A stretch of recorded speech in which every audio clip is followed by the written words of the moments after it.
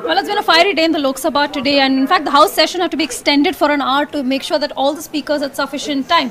The primary focus of the discussion has been whether or not Triple Talaq should be criminalised. Now, the bill has a provision for a 3-year jail term for somebody who does commit Triple Talaq. Now, that has become the focal point of discussion. All the members of the opposition were demanding that this bill and this specific provision be sent to a joint panel and be discussed till at least for 15 days, after which it should be presented in the House again.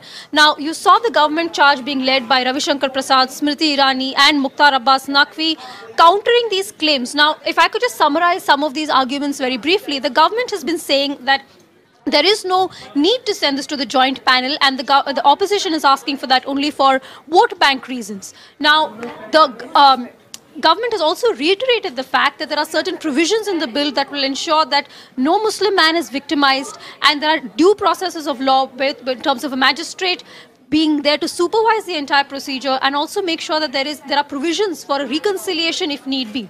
So the argument's really focusing on criminalization. But going ahead, now the bill has been passed by the Lok Sabha, 245 votes in favor and 11 against. The Congress and the AIADMK staged a walkout right before the bill was to go to vote. Now, the Congress saying that unless the bill is sent to the joint panel, they are going to stage a walkout, which they did eventually.